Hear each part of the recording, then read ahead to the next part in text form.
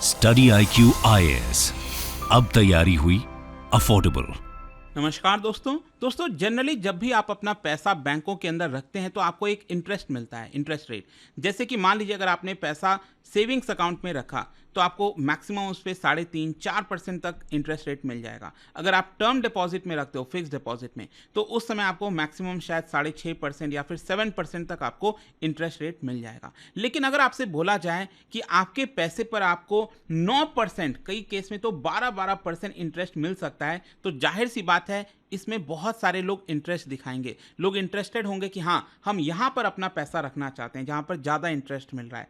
तो यहाँ पर इसकी वजह से क्या हुआ है कि देश में पिछले कुछ वर्षों में P2P लैंडिंग काफ़ी तेज़ी से बढ़ी है। उसका कारण मैं आपको वीडियो में बताऊंगा।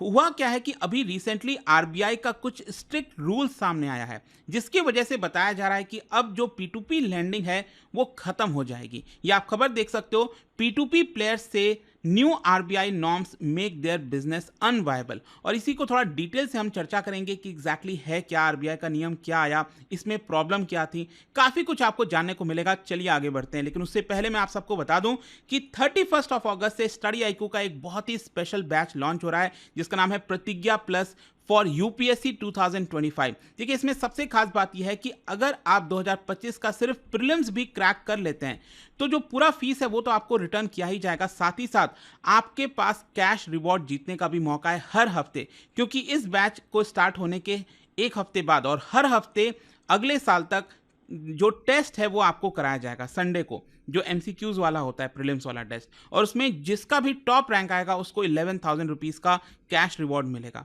तो यहाँ पर आपके पास एक मोटिवेशन रहेगी कि और ज़्यादा मेहनत करें, तैयारी भी साथ ही साथ होती रहेगी। तो ज्वाइन करने के लिए हमारे वेबसाइट ऐप पर जाइए या फिर कमेंट सेक्शन में लिंक है और आपको यूज़ करना है ये कोड अंकित लाइव, ताकि आप मैक्सिमम जो डिस्काउंट है वो ले सकें। और इसके अलावा अगर आप MCQs अटेम्प्ट करना चाहते हैं तो मेरे इंस्टा पेज पर जाइए, वहाँ पर स्टोरीज में जितने भी MCQs हैं उसको भी आप अटेम्प्ट कर पाएंगे। चलिए शुरुआत करते हैं और सबसे पहले ये देखते हैं कि एग्जैक्टली हुआ क्या है। देखिए, जैसा कि मैं आपको बोल रहा था कि भारत के अंदर जो P2P लैंडिंग है वो काफ़ी तेज़ी से बढ़ी है। अब P2P का मतलब होता है पीयर टू पीयर। मैं इसका आगे डेफिनेशन बताऊंगा कि इसका मतलब क्या होता है, लेकिन ये एग्जिस्टेंशियल क्राइसिस पर है, क्योंकि हमारे देश की जो रेगुलेटर है RBI, reserve bank of India, उन्होंने ऐसे सख्त नियम लेकर आए हैं जिसकी वजह से जो प्लेयर्स हैं इंडस्ट्री के, उनका मानना है कि इसको वायबल रखना बहुत मुश्किल हो जाएगा। जो मैंने आपको बोला था ना स्टार्टिंग में कि जो लोग 9% 12% देखकर अट्रैक्ट हो जाते थे, अब शायद वो उतना अट्रैक्ट नहीं होंगे। उसका कारण मैं आपको आगे बताऊंगा, लेकिन उसके पहले क्वेश्चन ये है कि ये P2P लैंडिंग होता क्या है, इसका मतलब क्या होता है। देखो, नॉर्मली क्या होता है कि अगर आपके पास पैसा है, आप बैंक के अंदर जमा करते हो तो बैंक आपको सर्टेन इंटरेस्ट मिलता है, ठीक है, उस पर देता है। अब P2P में क्या है, मैंने आपको बोला पीयर टू पीयर, मतलब पर्सन टू पर्सन। जैसे कि आप देख सकते हो यहाँ पर लेंडर्स हैं, इधर बोरोवर्स हैं, ठीक है।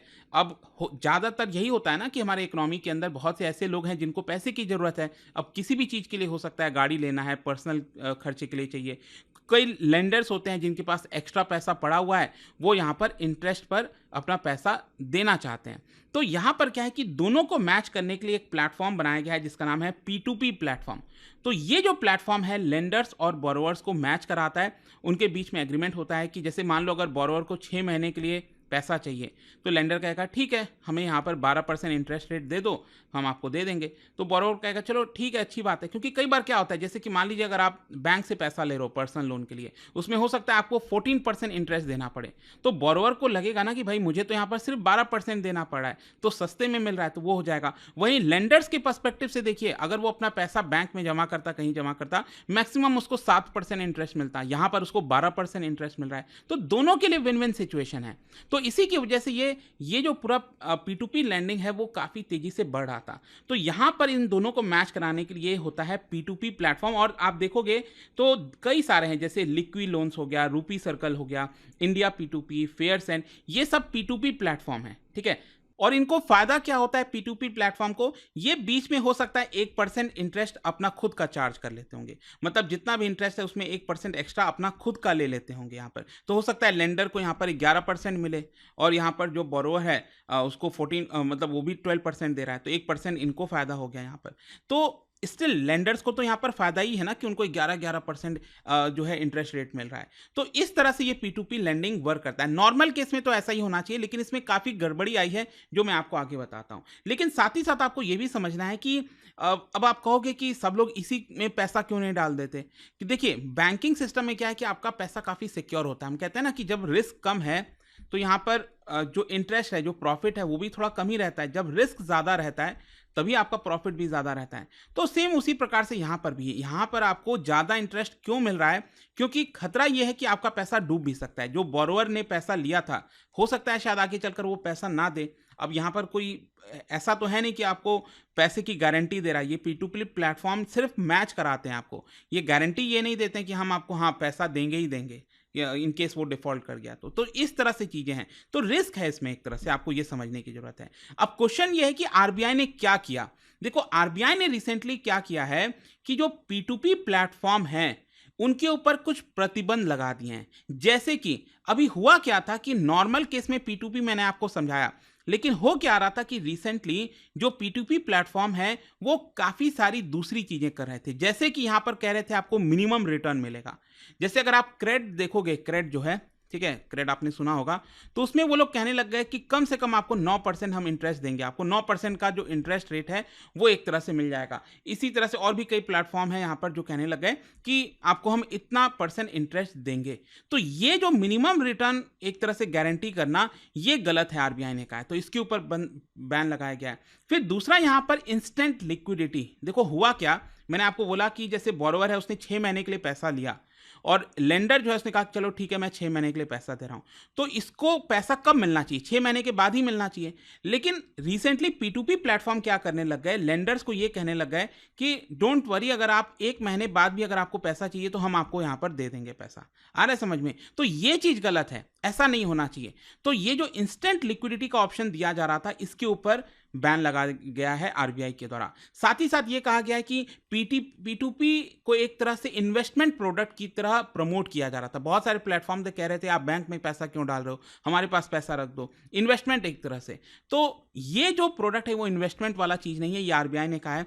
तो इस तरह की कुछ चीजों के ऊपर बैन लगाया गया है। तो यहां पर आप देख सकते हैं कि ये जो प्लेटफॉर्म है जो मैं आपको कह रहा था, ये बैंक की तरह काम करने लग गए थे, डिपॉजिट टेकर्स एंड लेंडर्स की तरह, कि खुद ही पैसा रख लेते। कई बार ये भी होता है कि जैसे मान लो P2P प्लेटफॉर्म है, उसने कह दिया कि आप हमें पैसा दो, हम आपको 9% इंटरेस्ट देंगे, और ये दूसरे जो बोरोवर्स हैं उनको 14% इंटरेस्ट पे जो पैसा है वो उधार दे रहे थे। तो बीच का यहाँ पर क्या है, 5% ये लोग खा रहे थे जो P2P प्लेटफॉर्म है, जो कि गलत है। आरबीआई ने कहा कि आप ऐसा नहीं कर सकते, आप कोई बैंक थोड़ी हो, आप बस एक एनबीएफसी हो, नॉन बैंकिंग फाइनेंशियल कंपनी, जो आरबीआई ने आपको अनुमति दी है कि इस तरह का आप काम कर सकते हैं, लेकिन आप इसका गलत फायदा उठाने की कोशिश कर रहे हैं।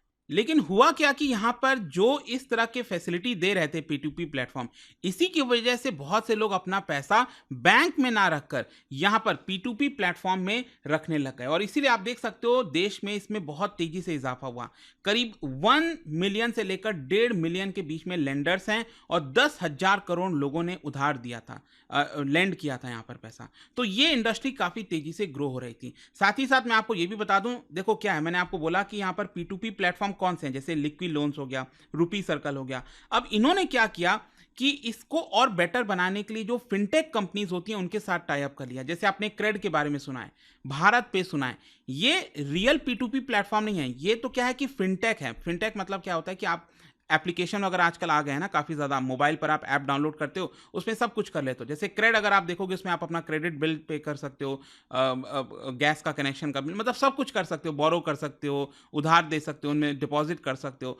तो ये फिनटेक कंपनीज आजकल आ गई थी। तो ये जो P2P प्लेटफॉर्म है वो इन फिनटेक कंपनी के साथ, भारत पे, क्रेड के साथ टाई अप करने लग गई थी। और भारत पे ने तो कह दिया 12% हम आपको इंटरेस्ट देंगे, 12% क्लब नाम दिया गया। क्रेड ने भी यहाँ पर 9% क्लब का नाम दे दिया कि हम आपको 9% इंटरेस्ट देंगे। आप समझ रहे हो कि कितना हैवी इंटरेस्ट इनके द्वारा दिया जा रहा था। और ये जो टाई अप है फिनटेक कंपनीज और साथ ही साथ P2P प्लेटफॉर्म का, इसके ऊपर भी आरबीआई ने बैन लगा दिया। ये भी आपको ध्यान होना चाहिए। अब इन सारी चीजों में प्रॉब्लम क्या है? देखो प्रॉब्लम यही है जो मैं आपको बोल रहा था कि ये P2P प्लेटफॉर्म अपने आप को बैंक की तरह समझने लग गए थे और लेंडर्स को ये कह रहे थे कि आपको जैसे जब पैसा चाहिए आप ले सकते हो, आपने पैसा उधार दिया उसको 2 साल के लिए, तो आपको तो 2 साल बाद पैसा मिलना चाहिए था ना। लेकिन यहाँ पर ये लोग कह रहे हैं कि अगर आपको 15 दिन बाद, 1.5 महीने बाद, 2 महीने बाद जब आपको पैसा निकालना है, तो इसकी वजह से लोगों को भी सुविधा हो जाती है। अब लोग भी क्या सोचेंगे कि हाँ भाई ये तो बहुत सही है कि हम इसके अंदर पैसा रख लेते हैं। अगर मेरे पास मान लो 1 लाख रुपए पड़ा हुआ है, तो मैं बैंक में क्यों रखूंगा?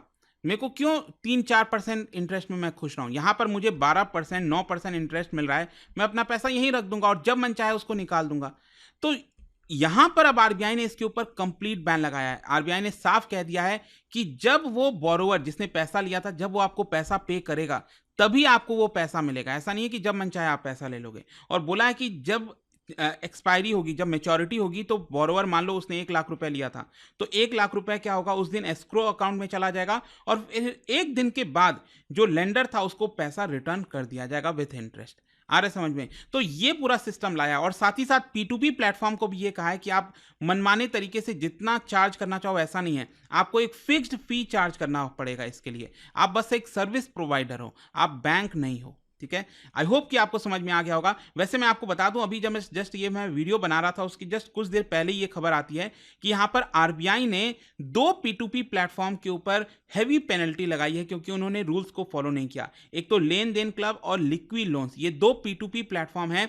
अब आप देख सकते हो लिक्विड लोन्स के ऊपर 1.92 करोड़ का फाइन लगाया गया है और जो लेन देन क्लब है उसके ऊपर करीब 2 करोड़ का फाइन जो है लगाया गया है। क्यों? क्योंकि इन्होंने 2017 का जो डायरेक्शंस था, non banking financial company peer to peer lending platform Reserve Bank direction 2017, इसको फॉलो नहीं किया। जैसे कि आप देख सकते हो यहाँ पर आरबीआई ने बोला है कि 2023 में इन एनबीएफसीज की स्क्रूटनी की गई थी और इन्होंने कई सारी चीज़ों को फॉलो नहीं किया। जैसे कि यहाँ पर जो बोरोवर है उसका पूरा डिटेल लेंडर को देना चाहिए था, वो नहीं दिया। यहाँ पर जो अप्रूवल लेना चाहिए लेंडर से, वो नहीं लिया गया। इस तरह की बहुत सारी गड़बड़ियाँ की गई जिसकी वजह से इनके ऊपर करीब टोटल 4 करोड़ रुपए का फाइन लगाया जा रहा है। तो और यहाँ पर देखिए एक और चीज़ है, अब हो क्या रहा था कि अभी रिसेंटली आपने देखा होगा डिपॉजिट क्रंच के बारे में काफ़ी चर्चा हो रही है कि बैंकों में लोग डिपॉजिट नहीं कर रहे हैं।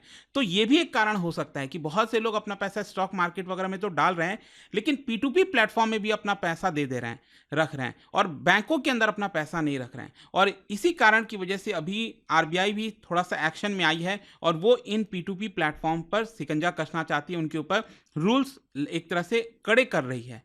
तो आपका क्या सोचना है इस पूरे मामले को लेकर, मुझे कमेंट्स में जरूर बताइएगा। बट आई होप कि इस वीडियो के माध्यम से आपको एकदम क्लैरिटी मिल गई होगी कि एग्जैक्टली इस समय हो क्या रहा है। और जाने से पहले एक इंटरेस्टिंग क्वेश्चन, यहाँ पर P2P लेंडिंग कंपनी से रिलेटेड 3 स्टेटमेंट दिए गए हैं, आपको बताना है कौन सा करेक्ट है। इसका राइट आंसर आप सबको पता है, मेरे इंस्टाग्राम पर तो मिलेगा ही, वहां पर अगर आप नहीं हो कोई बात नहीं, टेलीग्राम से ले सकते हैं इसका सही उत्तर। मैं कई सारे जो MCQs हैं वो यहाँ पर स्टोरीज में डालता रहता हूँ। अगर आपको PDF चाहिए तो टेलीग्राम पर आइए, अलग अलग सोशल मीडिया पर आप जुड़ पाओगे। और जैसा मैंने आपको बताया, अगर आप यूपीएससी की तैयारी कर रहे हैं तो हमारा जो प्रतिज्ञा प्लस बैच है 31 अगस्त से स्टार्ट हो रहा है। Use this code Ankit live to get maximum discount on this course and I hope कि वीडियो आपको पसंद आया होगा। मिलता हूं आपसे next time, till then thank you very much, see you soon.